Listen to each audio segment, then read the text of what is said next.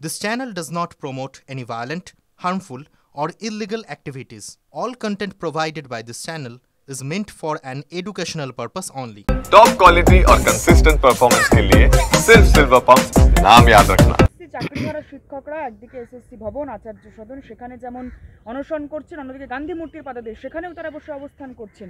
কবে মিটবে এই সমস্যাটা? অবস্থান তো বেড়েই চলেছে। 5 বছর ধরে বিভিন্ন স্তরের শিক্ষকরা ধর্ণা দিচ্ছেন কলকাতায় বিভিন্ন জায়গায়, মাঝে মধ্যে বন্ধ রাখেন, নবান্ন ঘেরাও করেন।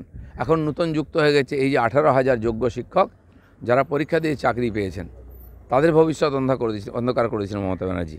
তো এই আন্দোলন তো চলবেই, তারা হকের জন্য লড়াই লড়বে এবং তারা আমরাও তাদের সঙ্গেই থাকবো। কারণ এই ধরনের অনাচার, এই ধরনের লুটপাট, 8,000 লোককে ঢুকিয়ে দিয়ে বেআইনিভাবে 800 কোটি টাকা খেয়ে নিয়েছে টিএমসির লোকেরা, তার তো জবাব দিতে হবে। আমরা আরজিকর আন্দোলনের সময় দেখেছিলাম ডাক্তারদের মধ্যে ভাগাভাগি হয়ে গিয়েছিল একটা সময় পরে, দলাদলি। কিন্তু এই এসএসসি চাকরিহারা শিক্ষকদের মধ্যে এখনই দেখা যাচ্ছে দুটো ভাগ। কেউ বা বলছেন নকশালপন্থী, কেউ বলছেন তারা তৃণমূলের তরফ থেকে এসেছেন। এই দলাদলি কেন? এইভাবে কি চাকরি ফেরত পাবেন তারা? টিএমসির লোক, সিপিএমের লোকেরা মমতা ব্যানার্জিকে বাঁচাবার জন্য ঢাল হয়ে দাঁড়িয়ে যায়। আরজিকরের আন্দোলনটা অরাজনৈতিক নাম দিয়ে তাদের নেতারা সামনে দাঁড়িয়ে আন্দোলনটাকে মাঝপথে মেরে ফেললো, যাতে দোষীরা সাজা না পায়, এক্সপোজ না হয়, মমতা ব্যানার্জি যেন গদি ঠিক থাকে। তারা অপেক্ষা করছে সেই, আর এর মতো শাঁকচুন্নির মতো কবে ছেলে মরবে আর খাবে বিজেপি না ঢুকে পড়ে। আবার এখানকার এই যে শিক্ষকদের আন্দোলন, সেটাকেও ডাইভার্ট করার চেষ্টা করছে মমতা ব্যানার্জিকে সেফগার্ড করার জন্য। আমি টিচারদের আহ্বান করছি, আমরা আপনাদের মধ্যে ভেদাভেদ করতে চাই না। লড়াইটা আপনাদের, আপনারা একসঙ্গে লড়ুন, আপনাদের ভবিষ্যতের লড়াই, আপনাদের জীবনের লড়াই। বিজেপি সঙ্গে থাকবে। এই ধান্দাবাজ আন্দোলনজীবীদেরকে যদি সুযোগ দিয়েছেন, তারা ঘেঁটে দেবে, আপনারা পথের লোক পথেই থাকবে।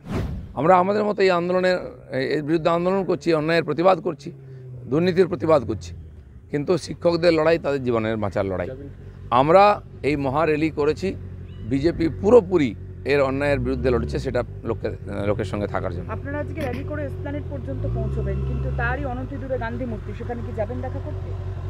আগেও গেছেন, আগেও যাব। কিছু লোক সেখানে দালালরা বসে আছে। আমাদের জাস্টিস গাঙ্গুলি, যিনি এই লড়াই কোর্টেও লড়েছেন, এখনও লড়ছেন, তাকে গোব্যাক বলা হচ্ছে। আর যারা বলছে অরাজনৈতিক আন্দোলন, আমরা দেখেছি আরজিকরের সময় মোহাম্মদ সেলিম থেকে কংগ্রেসের প্রেসিডেন্ট সবাই হেঁটেছিলেন। তারা কি রাজনীতি বোঝেন না, না করেন না? এই যে বিভেদ, মমতা ব্যানার্জিকে বাঁচাবার জন্য এই চালাকিগুলো করা হচ্ছে, এর থেকে যেন মাস্টাররা সাবধান থাকেন।